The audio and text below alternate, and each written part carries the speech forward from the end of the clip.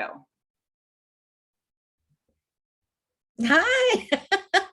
How was your week? It was good. It was hectic. It was crazy. How was yours? Uh, I'm so tired. Right? Super Bowl, and not even the good way of Super Bowl like most people celebrate. I actually worked. I was shooting in a few events and also um, dealing with crowds. So I'm glad it's the weekend. I think I was crawling to the finish line. How about you? Yeah, like literally crawling. I thought, well, last week I was while you were working the Super Bowl, Mhm. I was working Dance Moms. It was my daughter's first dance competition in 2 years, out of dance for 2 years.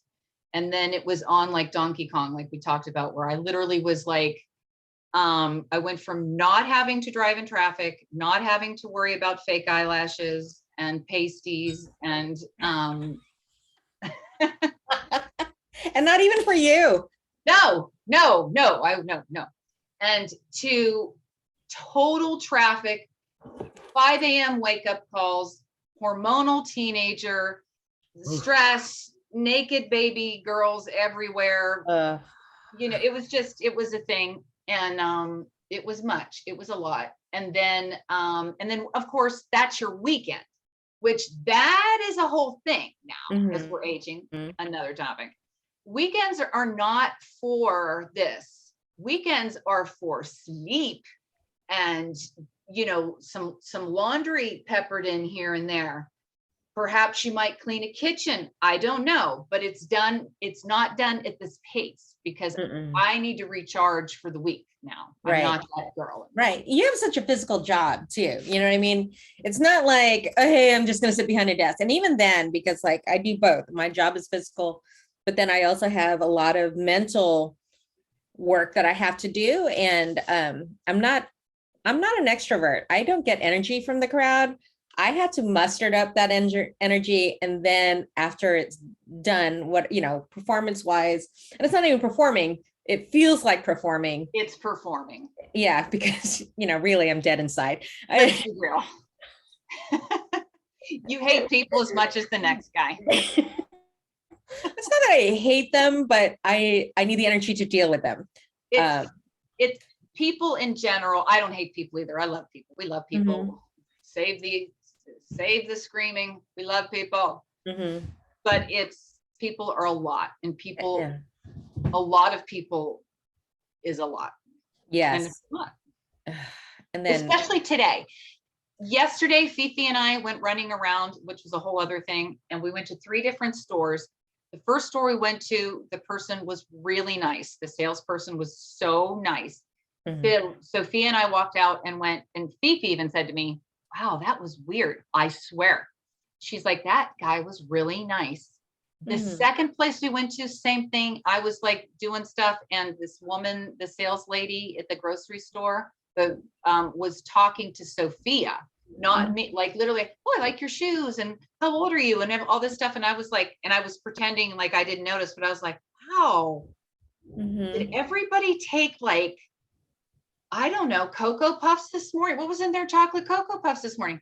And then again, Fifi said the same thing, because we're so used to being mad rush. Yeah, mad rush. But that's not what we came to talk about. But it does kind of segue into taking the time to have discussions, especially with women in need, and being creating a supportive community and so forth, normalizing topics that we still to this day find, I don't want to even say the word taboo, but we just feel like we don't talk about them because we don't want to appear weak. We don't want to appear that we can't handle it, that we're not strong. So today's stories from the Stirrups, which is completely appropriate. And we're going to talk about pregnancy. I am going to be a second-time grandma. And Heather, my practice child is having a baby.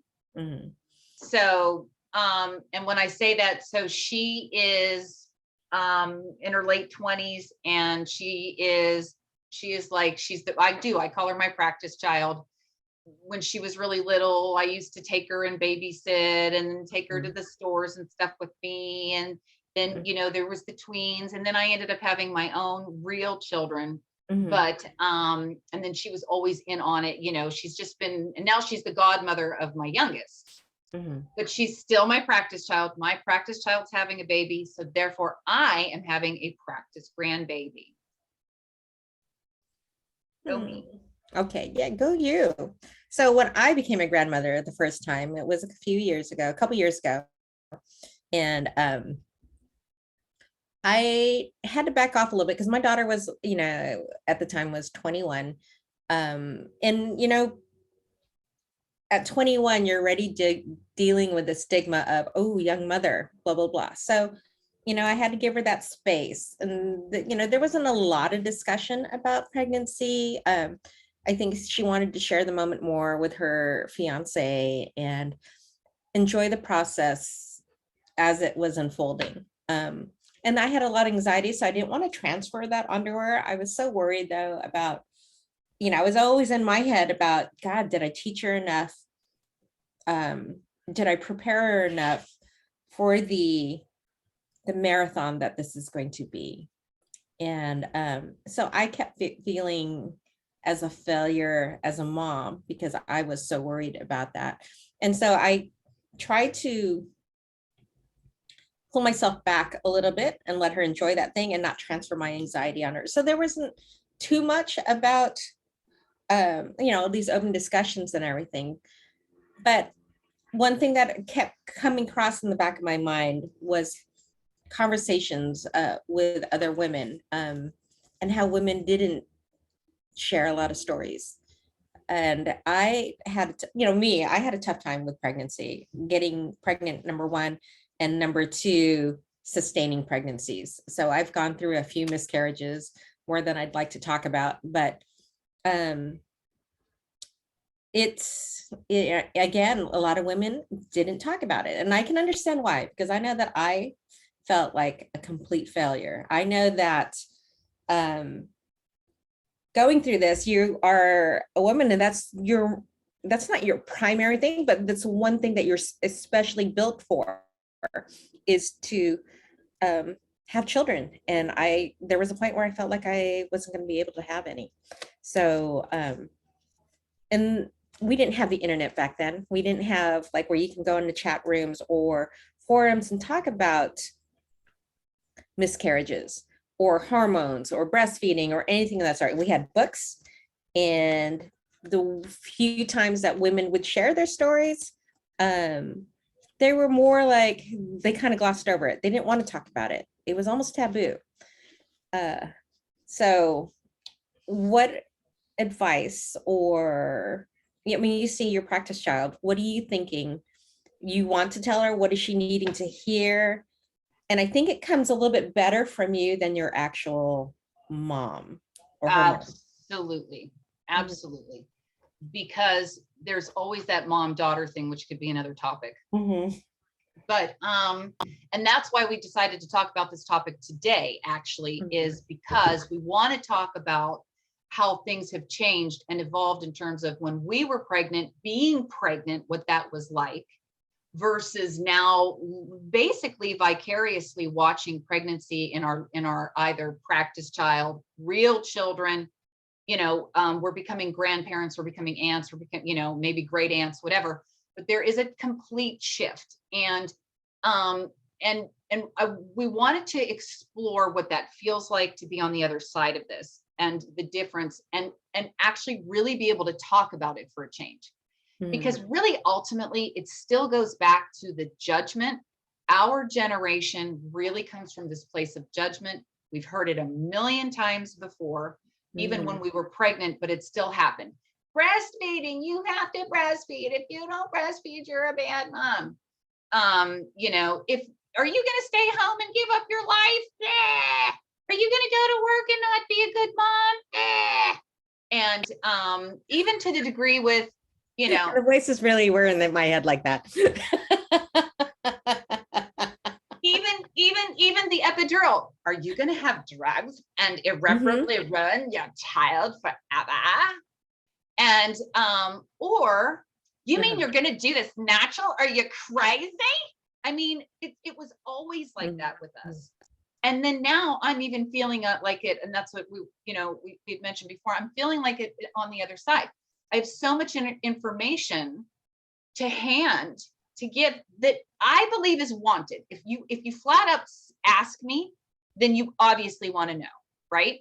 And yet I'm being shamed and judged by that same the other generation, because it's like, shut up, don't tell her that, she's not going to want to have the baby. It's too late. I got news. She's having the motherfucking baby. She's having the baby. Regardless. So, and then on top of that, again, what's normal and what isn't normal. So if I just want to bring up my practice child again. So my practice child is having a baby, and it's something she's wanted for a very long time. And she's had some issues as well. And so it's not like it just came easy. And so now we're here, and she's so happy and she's so thrilled. And she is sick. Okay. She is sick in the morning, sick in the evening, sicker at supper time. She is moody. Ooh. And she'll admit it. And I'm watching this like in complete empathy, but also vicariously. That's exactly what I went through. I was thrilled to be pregnant. And in our day and age, if you say, and everyone's like, oh my gosh, you're pregnant, how do you feel? Like I'm going to throw up on you. Like I'm squishy. And like literally I describe it as the hormone in the corner. Like I'm sweaty, I'm hot, and all of these things. And if you tell the truth, then you're not grateful. What do you mean? You're pregnant. Yes, you should be grateful that you feel this bad. Yes.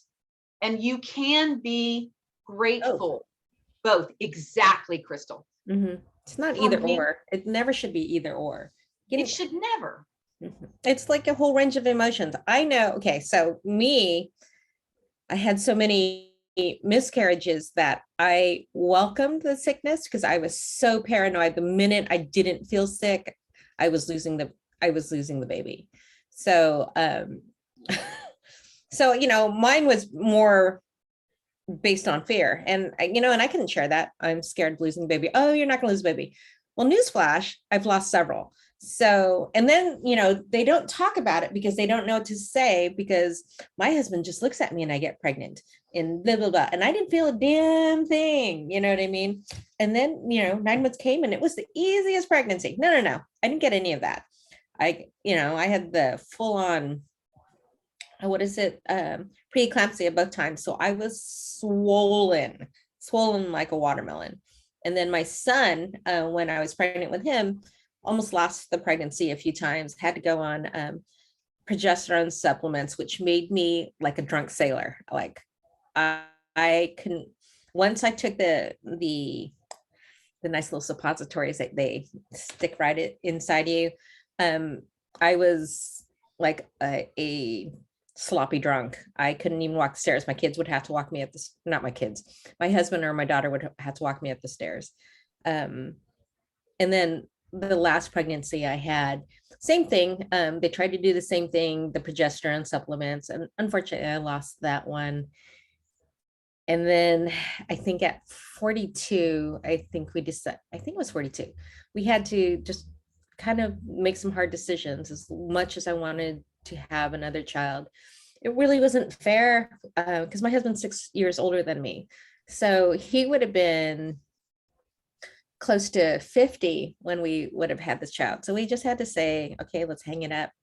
And I was heartbroken again, but at the same time, in retrospect, I'm looking back now, it was probably the best decision we made.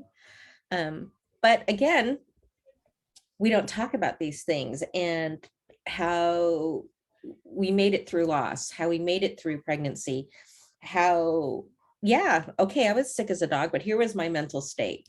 Mhm.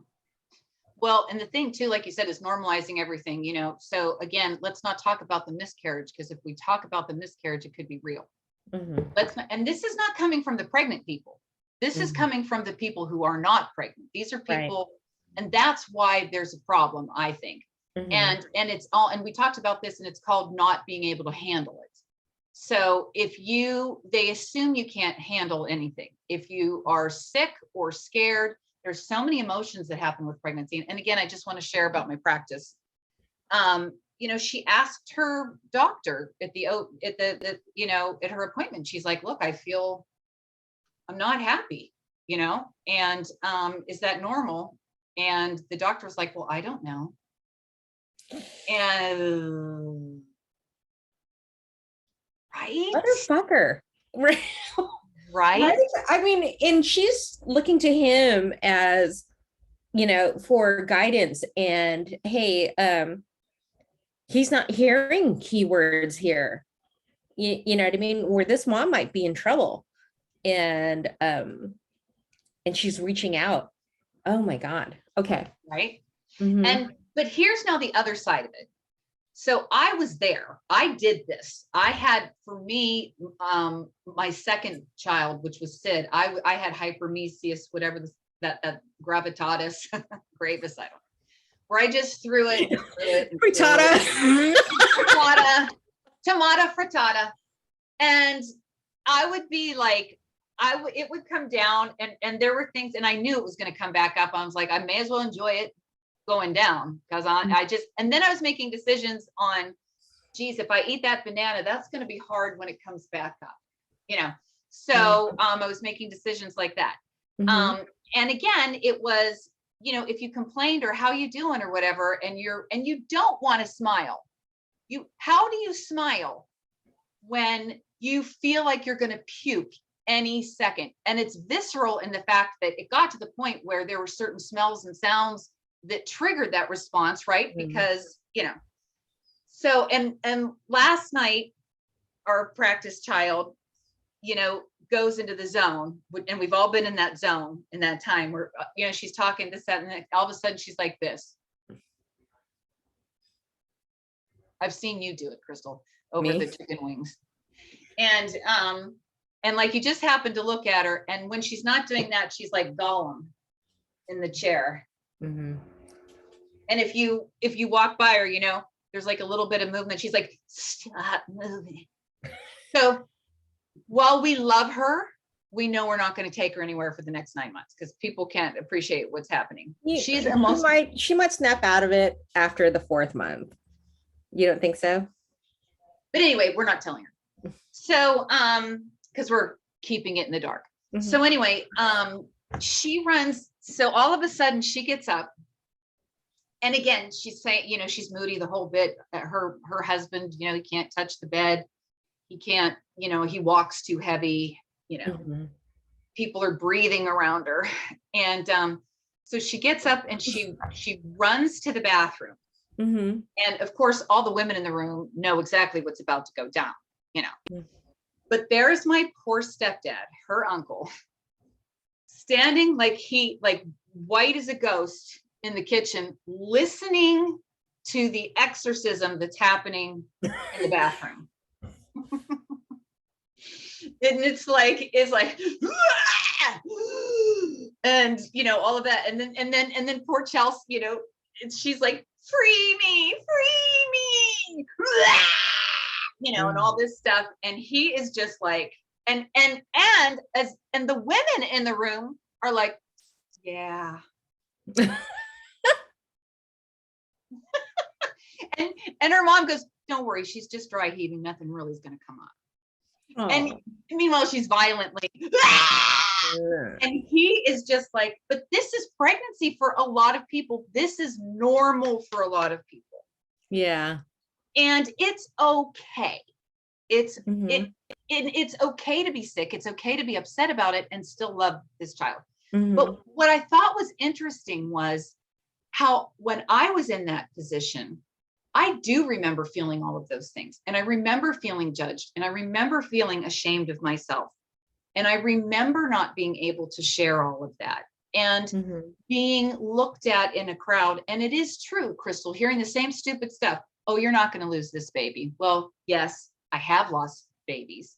Oh, you're be lucky. Thank God you wanted this baby. This is what you always wanted. Like, again, this whole shame town.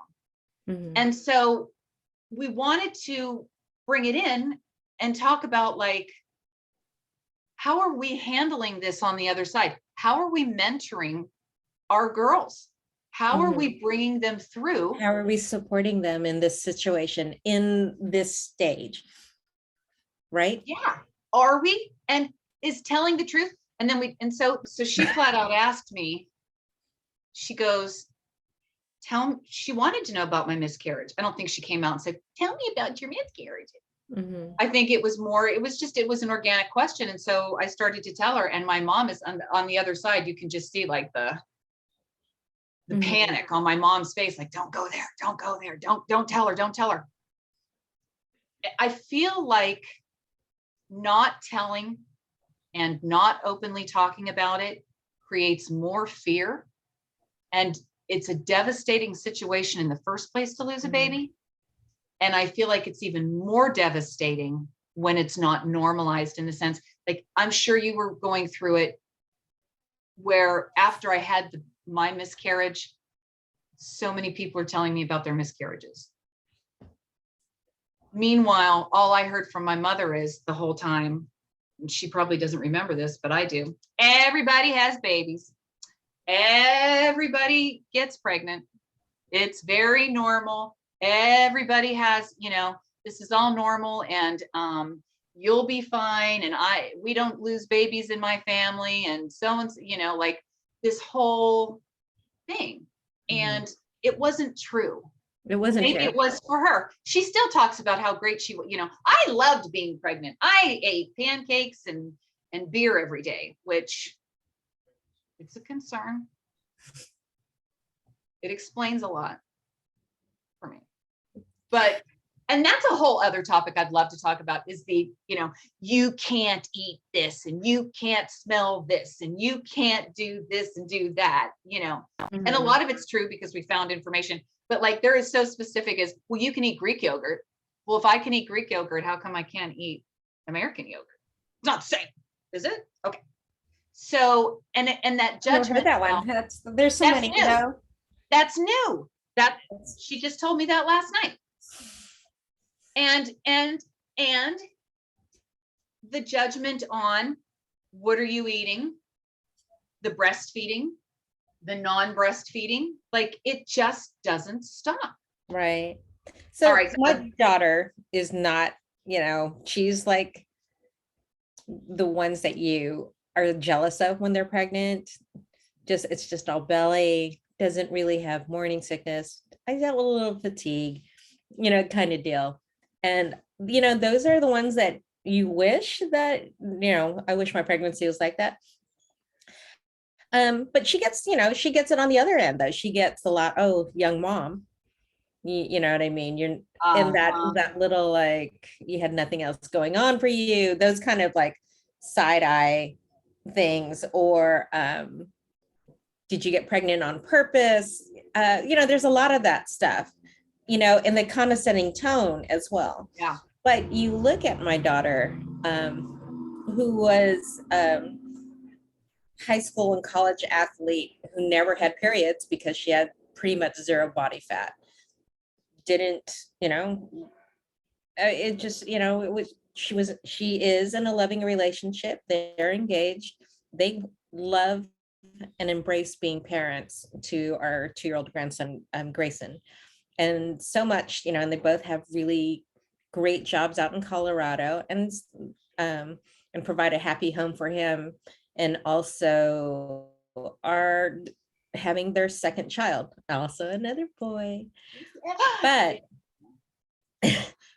they get they get a lot of judgment too for being young parents. And if you meet them, they are so responsible and so in love with their little family unit.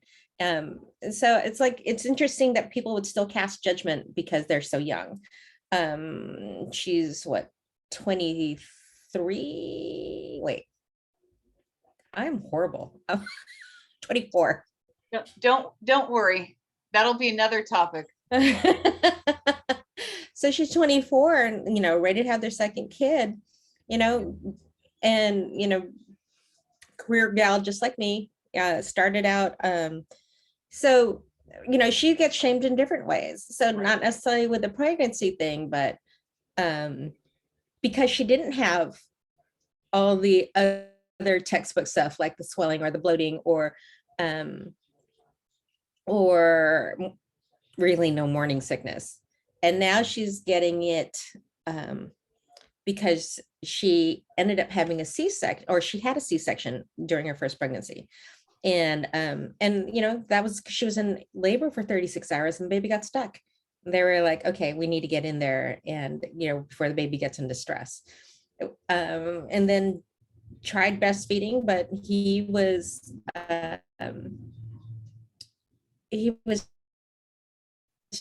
just having a reaction to her milk and would vomit all the time. So she had to switch over to formula.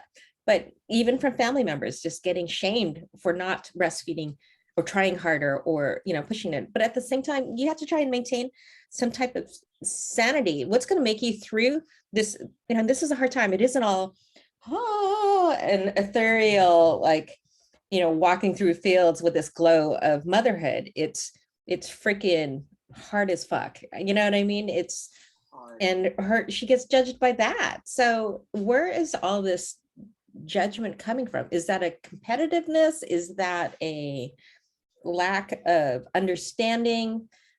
But I just feel that all of this just needs to be in a way where we are mentoring and supporting these gals, just like we would have wanted it to, not pushing on our own beliefs onto them, but more like maybe even asking a few questions like how not how you feeling, because that always sounds, that's didn't you hate that though? How because I feel like shit.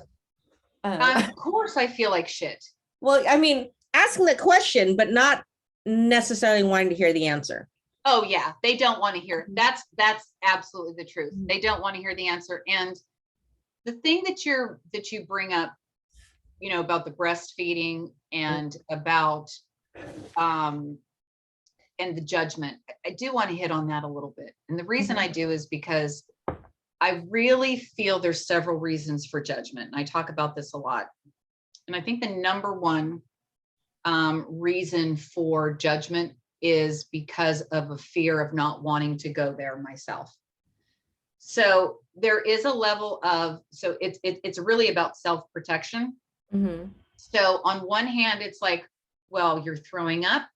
Well, what are you eating? What are you doing that's so wrong? Because I don't want that to happen to me. Right. So if you're throwing up because, I don't know, you're not getting enough sleep or you're just a wuss, I'm not a wuss, I can handle it. Then there's the other person that's judging. Why do I feel like we've had this conversation before?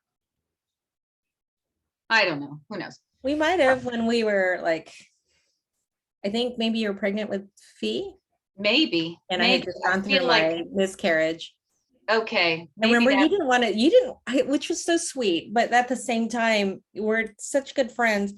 You didn't want to even bring up the fact that you were pregnant with Fee because you knew I was still mourning the loss of my miscarriage, which, oh, I know. Right? But I was happy for you and I was excited for you because we were nearly the same age, and if I couldn't do it, I was so happy that you were pregnant. I know. If it makes you feel any better, I had my grandbaby. I delivered my own grandchild.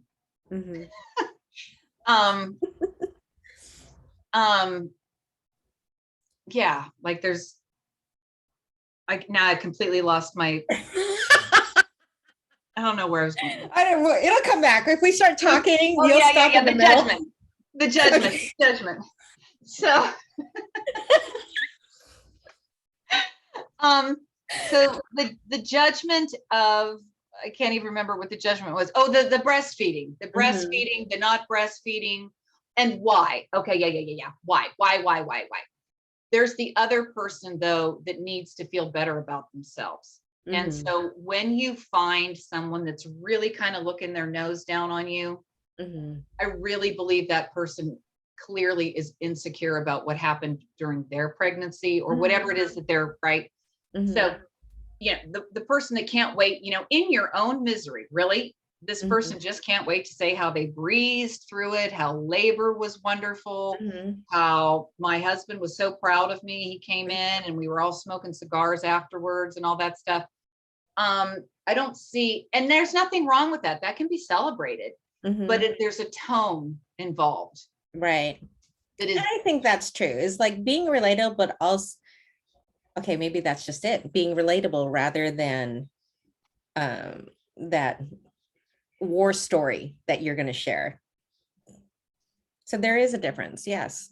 You can show empathy and relatability. It doesn't need to be glossed over with your version of your war story, if that makes sense. Does that make sense? Yeah, completely. Because it is, then it becomes the one-upmanship. Oh, really? You threw up until I threw up until the one-uppers. Or wait, the humble brags. The humble brags. My husband, those are my favorite. We all have those friends that are like, I just don't know what to do. He just adores me so much. It's so hard. I'm smothered. My kids just tell me how much they love me all the time. I just get really sick of it. I'm smothered. My baby just eats so much. I can't keep the weight on. Yeah. The weight just dropped off. I didn't know what to do. I kept trying to eat. I was terrified. It just kept, and I was a milk truck. And I loved it. And for me, breastfeeding was the absolute worst. And I got judged for that, by the way. I just want everybody to know that I have certain family members who were just prolific in this area. And because you did it in public or because you just did it?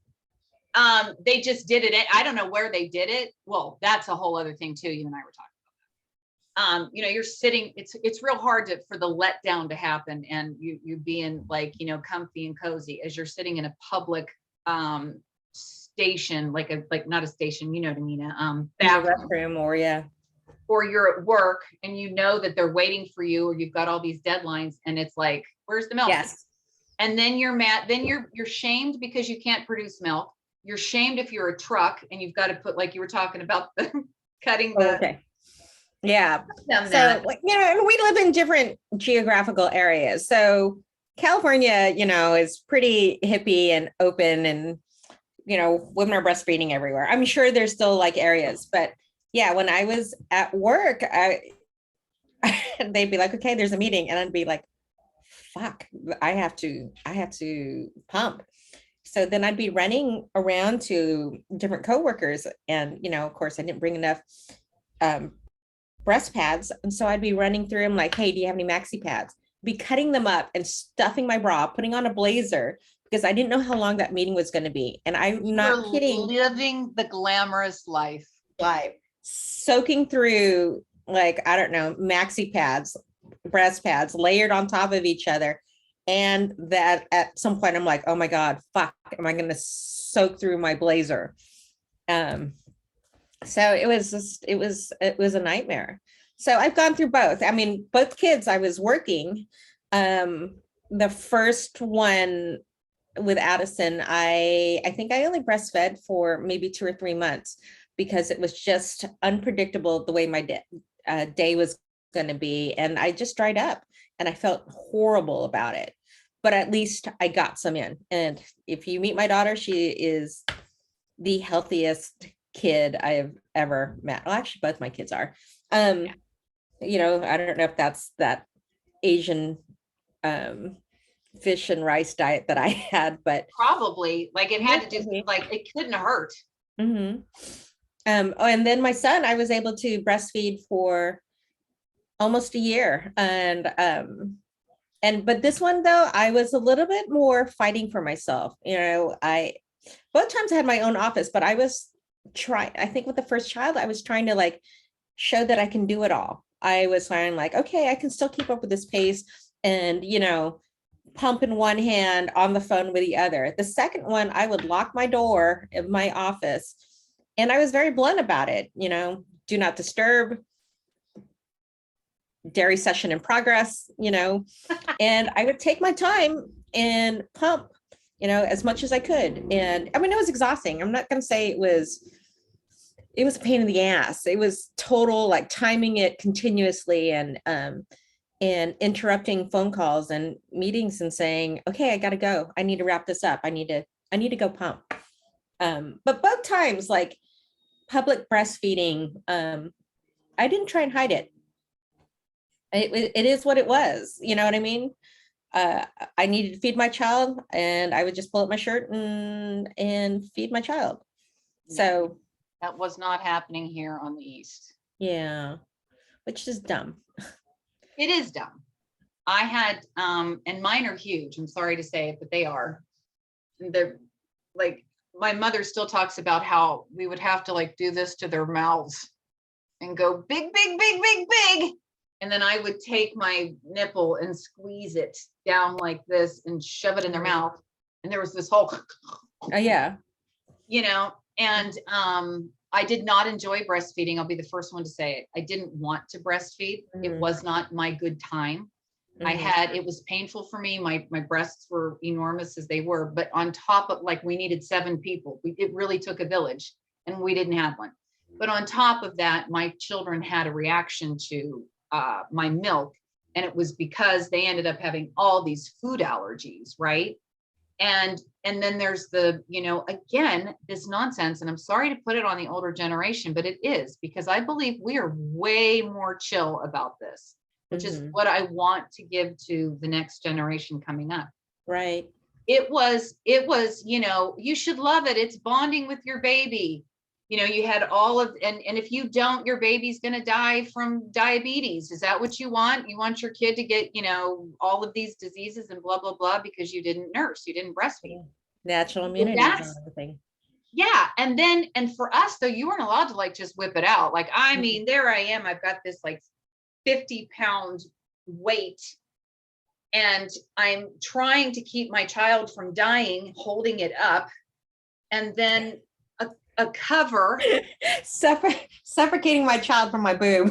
Yes. The cover of everything, trying to hide it. And I'm sitting in a public, at a Macy's bathroom that's this big on a toilet with someone defecating on one side and the other one peeing. And I'm supposed to just, the letdown, the pleasurable experience.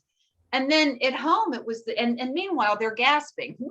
I'm squirting, they're choking. They all have lockjaw now. I swear to God, they're all like, oh, you tell them to open their mouth, all 3 of them go. So there's the judgment I had, that we had on both sides of it, and it was just a lot. And what I hope for our generation coming up, my practice child, is that she doesn't have that. I want her to be able to ask questions. I want people to tell her the truth. Why are you asking if you don't want to know the truth? People want to know the truth. I think, yeah, they want to know the truth, and there should be, it again should be where this might not happen to you, but this is how, what I was going through at the time. And you know what I mean? And I don't want you to transfer those feelings. Again, this was my personal experience. And I think that's how everything should have like a warning label. Okay. Again, this is my experience. It might not be that way for you, But you can take it where you want to take it, or Exactly. how you want to take it. Exactly. Exactly. So let me just, okay, had a little, but yes, and it's okay either way. It's Mhm. okay not to enjoy breastfeeding, by the way. And that Yeah. was something else that was, you know, in your face about Yeah. it's a bonding. I loved it. It was We're wonderful. not walking through a field in a flowy dress and a flower crown. And I won't shoot pictures like that, because it's not real. It's televised. It's what media has made it seem that this is what motherhood is. There are moments, fleeting moments of motherhood that will just make the last 24 hours negate that 24 hours. You know what I mean? Where your baby just smiles and it's worth every sleepless minute. Oh, Or, absolutely. Right. you know, those hugs and those kisses, and like me seeing my grandson like FaceTime, like, and then taking the phone, and he's 2 years old, running through his backyard to show me, you know, his little dirt pile or his trucks, and saying, "Ma," you know, and I'm not doing that sleepless time anymore. So I get to enjoy every Right. single moment, which is why you have grandkids. Thank you. But I mean, that's what motherhood is. It's, you know, 100 hard moments mixed in with fleeting moments of just amazingness. And that's what the reality is. It isn't, oh, I fed my baby with the milk of my breast. I'm so Like, national. what the hell is that? I know. And you know what? And if you are like, and not to alienate, because I don't want to be them either, right? Like I don't want to be the people that alienated us. I don't want to be those people for the people that I do actually, there are a lot of people that had a wonderful experience with breastfeeding. A lot of them. And if probably most, I don't know. And there's nothing wrong with that. And if that's your bag and that's your gig and all of that, yay. But there's also nothing wrong with the person that did it because they had to do it, because they were kind of guilted and shamed into it. My mother didn't do it. She thought it was barbaric. She couldn't believe I was trying to do that. Not to mention, I'm taking a nipple this big and I'm going like this and trying to shove it. My mom, actually, it wasn't my poor stepdad. I think he, because, you know, at one point, right, you don't even care. Like, I'm like, if you are that dumb to still be here, then you're going to get what you see and deserve it. Yeah. You know, because like I'm, and I'm like, big, you know, come on, you can do it. And I thought my stepdad would pass out. But but what I'm saying is that it's okay on both sides. So it's not like we're putting down people that love breastfeeding. We're not. We're not. At all. Do your thing. You know, I wish you could have breastfed my kid. See, I was, you know, and I loved breastfeeding. I mean, as pain in the ass, you know, and organizing it and being able to pump and being able to like have side milk, you know, a stash for my husband to feed our child, because he missed out on a lot, because, you know, they don't get to be included in that feeding time. So, you know, and I wanted to include as much coordination as that was. I did love breastfeeding, but I hated the whole timing of it and having to continuously think like milk, blah, blah, blah, you know, just organizing that whole process. And I can't think of a different way I could have done it though. You know, it's just, that's what I had to do. And that's what motherhood is like continuously making things work to the best of your ability, to the best of what's going on with your schedule. So there is no rhyme or reason for, you know what I mean? Like, I can't look at your schedule and say, oh, I would have done it this way. Right. But, you know, my life wasn't my schedule wasn't your schedule. You had, you know, you just, you had to make do with what you had. Had to And make that's do. no place for us to cast any type of judgment or even, well, I would have done this kind of deal. Which, did you feel that though? I did. Mhm. I felt very judged. I felt judged by the relatives. I felt judged by the media, especially back then when Oprah was on. I love Oprah, but Oprah, every time Oprah was on TV, it was every time you raise your voice in front of your child, you change them forever. Every time you feel stress, your baby feels stress. And actually, that is all true, by the way. She's absolutely Mhm. right.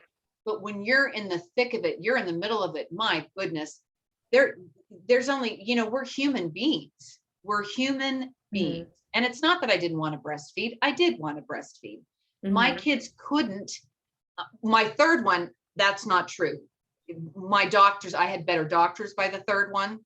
Mhm. I shouldn't say I had better doctors. I had doctors that knew a little bit more than I had with the first two. My I think too, microphone. is you knew your body more, you had more experience, and you could be confident in your decisions, and base it on that. Well, with this child and with this child, blah blah blah. And so Yes, you had some reference to go to when it's your newest one. You don't even have the vocabulary. You know what I mean? You can't say, um, nipple rash or chafing or um, what is it, the letdown. You don't know this shit. So, right. All that's, you don't. right. You, And you know your body more, yeah, your abilities a little bit better. So, yeah. And, with each child. And then there's the women that will do like 8 or 10 kids. And I'm all like, oh my God, right. Good for them though. I'm But fascinated. seriously, I think, and I blamed myself a lot for anything that went on. I blamed myself. Mhm. So if Oh, I yes. was right, like it was all my fault, all my fault. And the doctors did, and people around you. Well, are you stressed? If you feel stressed, your baby feels stressed. I'm stressed because the baby is screaming. Mhm. And this. I will say this. Now, my kids had a ton of food allergies. Mhm. So by the time Fifi came around, the doctors were excellent, and I was not eating, dairy, wheat. They took me off of shellfish, the 7 soy. I can't even remember what they were now. But I was on this really Well, crazy lockdown diet, and I was able at that point then to put my breast milk in the freezer and things like that for Mhm. Fifi, because I couldn't do that for the other two. Sydney screamed from from literally sundown to sun up until she passed out raw, and you could smell the acid. And I had taken her to all these doctors, and then we had to put her, and then I had to thicken my breast milk, and then also the formula, because they had such terrible reflux. So But they they didn't say stop breastfeeding. They just said, well, the first one they didn't say to stop breastfeeding. They felt that this was, Zach was, I can't remember. I remember being told, you are ready for him to stop breastfeeding. That was what the pediatrician said. And I was like, I would love to come over there. I want you to come spend an evening with me. And then my next door neighbor, God love her, had her own child and was a nurse. And mhm, she was a godsend for me. She's like, you are going to put cereal in that bottle, and we're going to put 3 holes in there, and we're going to thicken that formula because he's refluxing. mhm. That changed everything. With Sydney, I didn't have her. And again, it was the same thing. And she was refluxing. I mean, that could be a whole other episode. It was, in fact, we should really talk about that, because a lot of women do go through this, and children. And I lost my breast milk because I had gone, I want to say, weeks without sleep, and her too, like without Mhm. plan. And then with Sophia, I was on that clean diet. And so she still ended up, the doctor talked to me, I want to say she was 11 months, or no, 9 months. And the doctor talked to me then and said, we want to get her off of your breast milk entirely and put her on Neocate, Mhm. which is a prescription formula So with, that's interesting. Yeah, rice. I had to put rice in their bottles to thicken it because Mhm. it just, and it's dangerous. It's going into the lungs. Mhm. Yeah, I think with mine, I think with Addison, I think I had to switch, because they would have, something going on with their digestive, and we would switch over, okay, stop breast milk, switch over to a non-dairy formula for a couple weeks, give their tummy a rest, and then go back. And those were things that they gave us as, let's try this, let's try that. So it's interesting, their approaches with your doctors. Very And regional again, based. and again, back then when we were pregnant, there wasn't a lot of information on the internet yet. There wasn't a lot of women saying and sharing their information. So now it's almost inundated with, where you can go down a rabbit hole either way. So But the judgment on both sides of that, mhm, I can remember being around other new moms that judged me because they didn't have any of that. So they didn't mhm, know what it was like to to be up all night with a screaming baby. I lost my milk finally with Sydney, and it was the best thing that ever happened because you can't mhm, produce milk after like extreme stress and on the body and the mhm, mind. And it's the best thing that ever happened because I was forced to go on I went on Nutramigen for her with the mhm, thickened cereal, and it was like night and day. mhm, Although she ended up having so many other issues, that's a whole other story. But um I was in a place of judgment constantly. There mhm. were, if you are afraid, mom, like, and I mean afraid by like you're nervous, well then, Frazzled. you did frazzled, you did this Yeah. to your kid. This has got to be, it's always the mom's fault, whatever's going on. Mhm. But anyway, where are we? Where are we on the wheel? I mean, we've hit like so many things. How do we bring this back in? Because I know I got to wrap this up. Um, I think again, it is like how again we can support this next generation in their pregnancies, and being able to mentor versus shame. Where Yeah. does and working on your delivery, because I'm not saying you alter your life for the sensitivity of others, but we've all been there. We've all, the us mothers that have been there, we know we should be able to know how to read the room and look at the signs, and provide support rather than giving them, well, this is how I did it, blah, blah, blah. More like this was my experience. It might not necessarily be yours, but hopefully this kind of gives you an idea of what pregnancy can be, or, give you a little bit more information. And I think in those approaches, those are the ones where they're teachable moments rather than lectures. Yeah. Do you think it has to do with their own insecurities too, by the way? Like, well, Oh I God, love, yeah, yeah. yeah, right. I loved breastfeeding and I loved being pregnant. And Mhm. Of course. I mean, insecurities on both ends, because new moms don't want to make a mistake. They don't want to be judged. And then the other ones want to make it sound like they were the pros. And to a certain degree, yeah, I'm still a little scarred from it. You know what I mean? I didn't want to appear like I didn't know what I was doing, but I also wanted to be in the comfort of other women that have gone through the experience.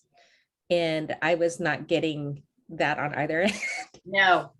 And I was the frazzled mom. I'd be running in with spit up on my blazer as I'm dropping my kid off to daycare. So again, there's all these kids at the private school looking at me like, I don't want to raise anyone else to raise my kids.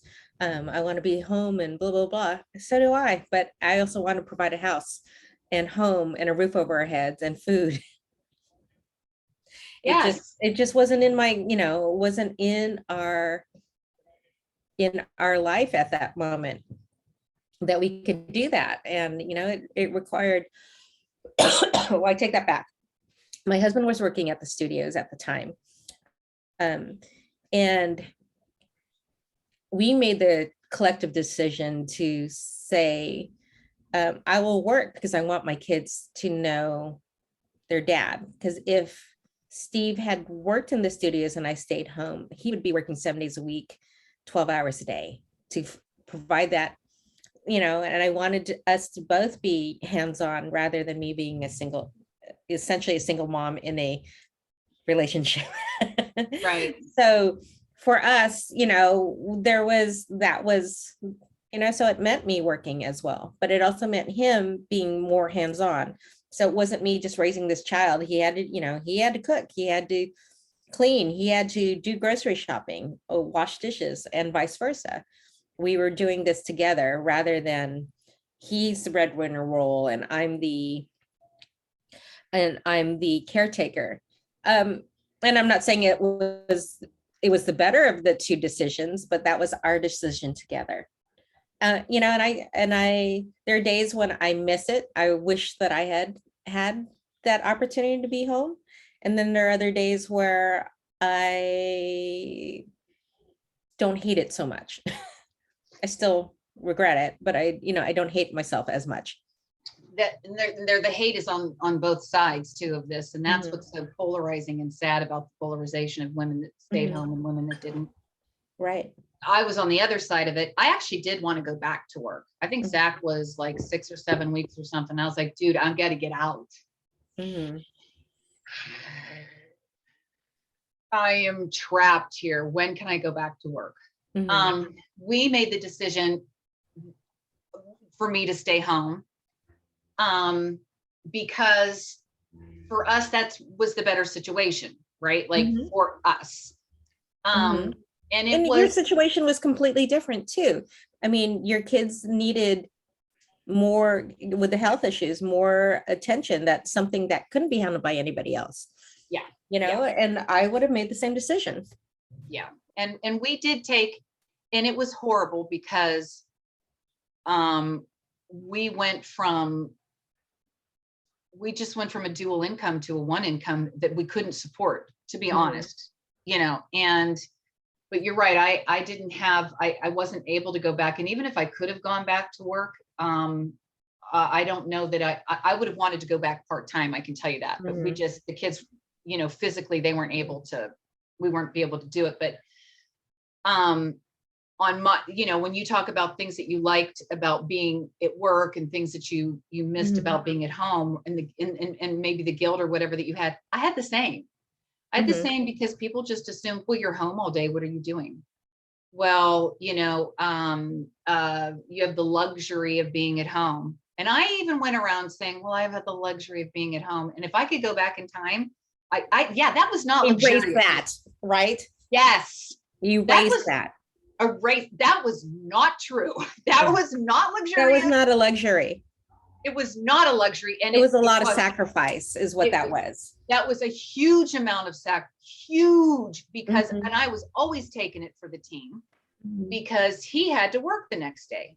Mhm. So it didn't matter how, you know what I mean? I'm up at night or whatever. And not that Chris didn't help, because he did, but not on the same, No, not on the same right. way. And financially, man, that sucked. That sucked big, because if I can remember, Chris, we still talk about this, the time that I sold my clothes to buy Christmas gifts for the kids. Um, the time that, I, and I had a great job, I had a great career, great life, all these things. And then I had these kids, and now I'm selling my clothes for Christmas. Mhm. And it doesn't sound that bad now. And actually, at the time, what's really strange is it sounds worse now than it did at the time, right? Because you're going to do whatever you got to do. Mhm. And Chris, we bought all these wooden toys on purpose so that Chris could go down, and he hand carved every one of them. SC Workshop, Love Elves, all of this stuff. A, that it was cheaper, the wood stuff, and B, it all was engraved for Santa Claus, from Santa Claus. Mhm. Because we couldn't afford what the other kids were getting. We just couldn't. I mean, and Mhm. it was obvious, Crystal, like it was always obvious. And clothes and things like that. You know what I mean? Like, it was just it was a different experience.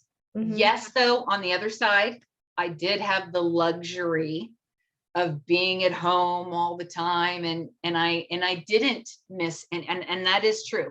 I didn't miss milestones. I'll say that. I didn't. And so it was luxurious in that sense. I'm very lucky that way. So I don't want to make it sound like, oh, I was home now. I was a sacrifice.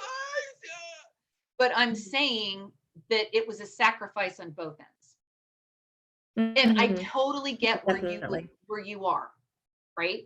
Because I would feel that way too. Let's be clear though, that kids are expensive. So even though I was working, we were still broke, because there'd just be like, okay, some mishap would happen, a medical, a doctor's visit, or we needed X and X and X for, one kid, or you can, and still like, okay, well, we had that money in the savings. I guess not.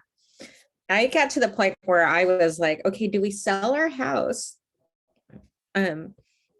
Because I feel like we're, no matter what we do, the slush fund and the savings we would get it to a certain point and then it would be depleted. And then my mom, sweet mom, said, thank God for parents.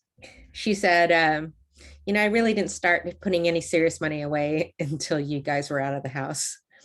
And for some reason that made me like, okay, this woman's a saver. And she felt the same way. Like she didn't have like serious, she had a savings, but she said, I was, she was saving like 100 grand a year after we left the house. Oh my God, there's hope. Yeah. Like, you have no idea that just what I just like went. Yes. So that's how expensive kids are. Yes. So, let's be clear on that one. My income went to all the expenses of having a child. And Steve's were, the living expenses. So it is what it is. You're just going to be broke regardless. It is. You're going to be broke regardless. I will say at that time that one of my close friends from high school and middle school and everything, she was pregnant. The two of us were pregnant together. And she was staying home as well. And that helped me tremendously because she was going through what I was going through in terms of the money, especially. And she had an older brother that said, look, as long as those kids are little, you will be in debt. So just stop with the hair shirt. And that helped me. Didn't help Chris. Chris was still like, Chris is always like, we're gonna die, DEFCON 5, the ship we're on the Titanic. Going down. But see, like, that's nice that you had a mom friend like that. I didn't have any mom friends. No, that's terrible. Because there was one other mom that was working and we were just too busy because we were both working to even make a connection. And so I went through life up until the kids were like middle school and high school before I even had some really good mom friends, because I had a little bit more time. And I was and even then I started my photography business. So I really didn't have any close girlfriends except for you. And I was on the other side of it. And both of us thought, really. I was on the other side of it. You thought I was living a life of luxury. I thought you're living, I don't know that we did that. I don't think it was that. I don't remember thinking, oh, Crystal's got the life of luxury ever. Other than, you know what I mean? Not like I thought, both of us were working hard and we're in the thick of it. We were just overwhelmed moms is what. And appreciated both. You know what I mean? I never thought, oh God, Heather has it hard. That has this luxury. I just thought she's really knee deep in the trenches with motherhood. That's what I thought too, but not to pat ourselves on the back, but okay, sometimes you got to do what you got to do. We're pretty cool that way. Unfortunately, there's not a lot of that. You know, there's the judgment, and it's a shame. And I really think it's because people are always afraid that they're failing. So as long as that's I think really key. That you do second guess yourself even more so than anything with motherhood. Am I fucking up my kid? Well, and we are, and there's no way to get around it is the other thing, because there is no perfection. But see, again, we're the perfection generation. We're trying to be better than our parents, and our parents expect us to be perfect in the first place. I mean, I tried so hard to be the perfect mom that I wasn't a good mom at times because I was trying so hard to be perfect. And what I mean by that was I had so much pressure and expectation on myself, and I never allowed myself to fall. Like I held myself at a standard that just wasn't realistic. Oh, same. Like, I can't be judged for working. So I had to make sure, okay, and this is again, we had talked about this, feeling like we're on an equal playing field. I used to, because I was a working mom, like any holiday thing at the kids' school, or, you know, when they would do the Valentine's stuff, my shit was over the top, like handmade, each individual bow tied, because I had to show that I can do this and work at the same time. And I, you know, never mind that I would like forego sleep and all this shit, but I was just like, no one can say bad about me because I was a working mom. Yeah. Total overcompensation. Yeah. Total overcompensation. And feeling that this is how I had to be in order to be seen as an equal. And it's funny, and we've talked about this before, which is, we might have to break this up into 2 episodes, by the way, and I think we will. We're gonna keep going, I can tell. And we can do anything. We're amazing. So for me, I had gone from, we've talked about this before, I had gone from, like, you know, being a star student, in all honesty, you know, that's my thing. There was a time when I had brain cells and they worked, not so anymore. And then I was doing really well in my career, and frankly, I was a little charmed in that way. I think, you know, looking back on it now, I took it for granted how easy things kind of came for me that way. But not that I didn't work hard, because that's not true either. You know, I worked really hard. It's just that if you worked hard, you earned the result. This is the expectation. This is the result. You do whatever you have to do to get it, and it came. Motherhood ain't like that. No. Here's your desired result, which is basically not raising Jeffrey Dahmer. That's the lowest benchmark. From there, you're going to a sustainable income and kindness to others. And then from there, you know what I mean? Your kid's not an asshole. Blah, blah, blah. Yeah. So here's the standard, and it isn't a straight climb like this. It's like, oh, kind of there, and then I'm going to go back down. Were days where you feel like mother of the year, and then you are in mom jail because of something like that. Right. You know, and that probably is another topic of weighing your self-esteem on your kids. Oh my God. I'm writing that down. Oh my God. Self-esteem. And yes, because you are a direct reflection, and people tell you that flat out. Like they'll say, my kids are a reflection of me. Or my kids would never. Oh, let me tell you, I've never played that card before. My kids would never, but I'll tell you what I did do.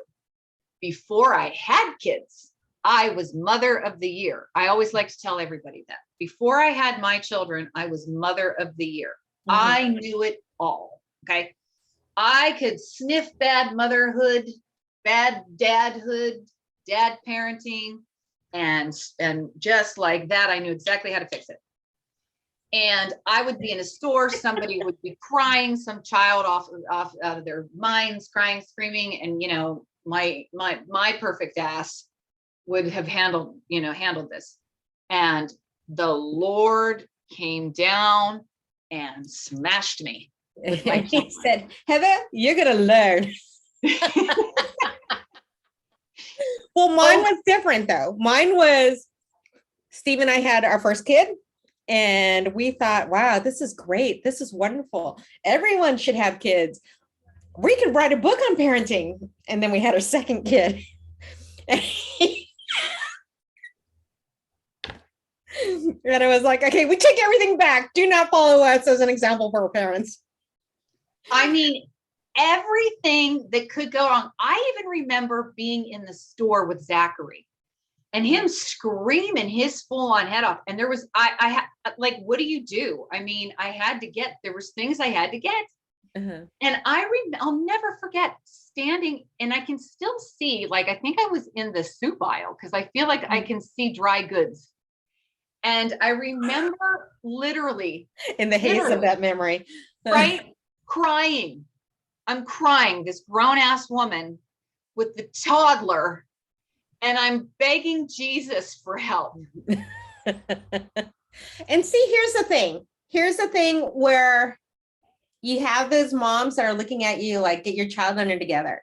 And I see those moments as, I will go up to the mom and pat her on the back. Is there anything I can do? How can, what I mean? We've I'm all like been that there now. Mm-hmm. But yeah. Mm-hmm. How many people? Yeah, I was judgy mom. I was judgy mom before I had kids. And now, as now that I'm out of it, out of that child rearing thing, then I'm more like, and like Steve and I are traveling back and forth to Colorado to see our daughter and our grandson. And you see these kids on the plane and the parents are all frazzled. And I'm, even Evan picks up on it, and he'll entertain kids on the plane so that the parents can just like not be worried that they're those parents with the kid that's, throwing a tantrum. My son, 20 years old, gets it. So I think that's, and I think that's the way to something right. Mm-hmm. Like if they can, if your son gets it, and I know that, although my son, God love him, he is, he'll probably be the next Mr. Rogers, but right now that is not the case. Right now, I don't like kids. I can't stand kids. Meanwhile, where do all the kids go? Straight. He says that, and then he goes and teaches a class. It's like, you're such a liar, Zach. You lie like a rug. Yep. But he witnessed a lot with Sydney, because I thought Zach was bad. That's where I got it. You're like, oh, I'm the best parent in the world. I'm like, parenting is so hard and horrible. He's the worst baby ever. And then God gave me Sydney. Mm-hmm. And even Zach said, we all joke about this, it's really true. I'll never forget it. She's screaming her head off day and night. And I'll never forget this. Never, ever. Where I'm in the middle of the night, and I swear to God, the swing, remember the swing? The swing kept saying, stay awake, really, really. And then the next day I listened to it again, and it just went, eat, eat, eat, eat. So I was hallucinating. But I remember crying and asking God why he forsakes me. I am not playing with you. That's how dramatic I was in the middle of the night. God, what have I done? Can I be out of my penance now? But Zach said, literally, she was screaming her full pink head off. Ah! And he looks at me and he goes, I don't think she's done. Can we put her back?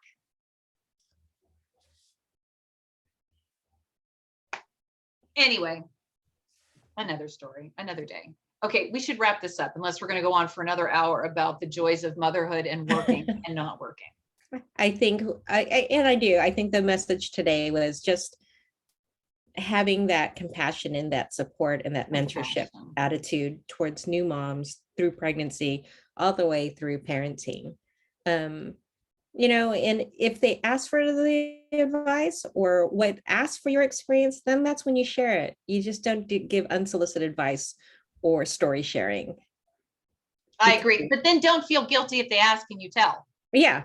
And obviously, don't hold, I mean, don't sugarcoat it if they're asking. yeah, don't sugarcoat it, but then also don't do the whole scare tactics either. There's two people in the world, right? There's the tale of two stories. Just like you said, just between working mom and non-working mom. There's the woman that comes up and can't wait to tell you how bad it's going to be, how you're going to squeeze out a grapefruit from the acorn and you'll never have sex right again. And you've been ripped 7 ways from Sunday and all this stuff. Then there's the other, that was my mother. Then,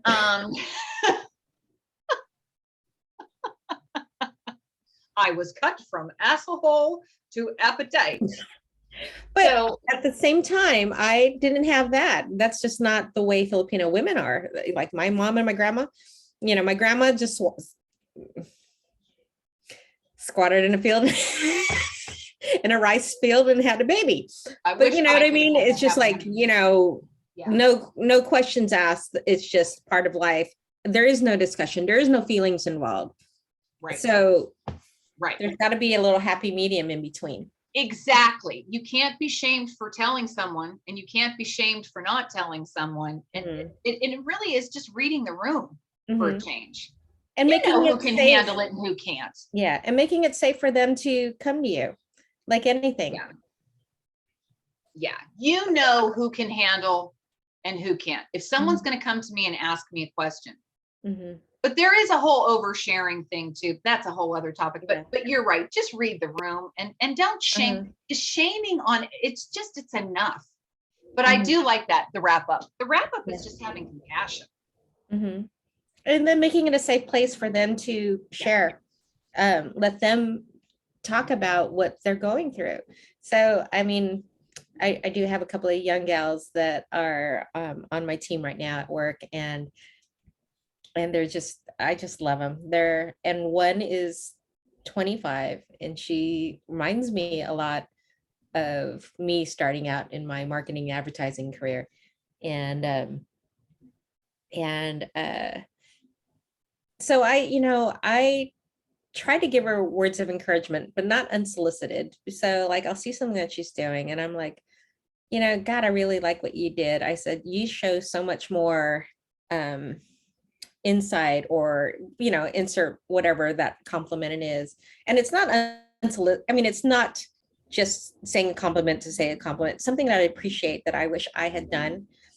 And then she says, really, usually it's like, well, thank you. And it kind of gives her,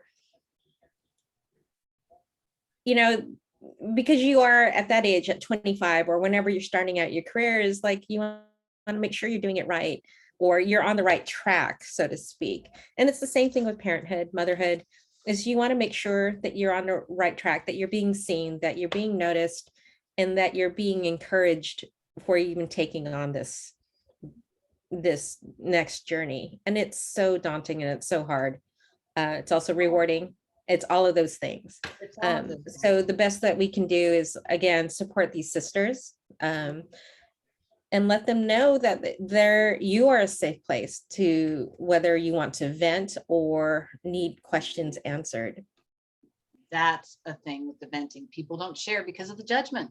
And there's people that take advantage of that. All right. But that's a whole other thing. We got to wrap this sucker up. We have other stuff we have to talk about. As it is, Crystal and I have to figure out how to edit this. How do we turn it down to half an hour? I know. By the way, thank you for attending our 30-minute broadcast. I know. And thank you again for just encouraging the encouraging comments that we get after each episode. And that's what fuels us. That's what makes us want to do it more, because we do feel like we might not necessarily be saying your words, but we are making it safe for you to express yours. I love that. Yay, yay us. All right. Love you guys. And I'll talk to you soon, Heather. Yeah, I'll talk As to you if we soon, my don't love. talk like 30 times a day. All right. All right. Bye. Bye.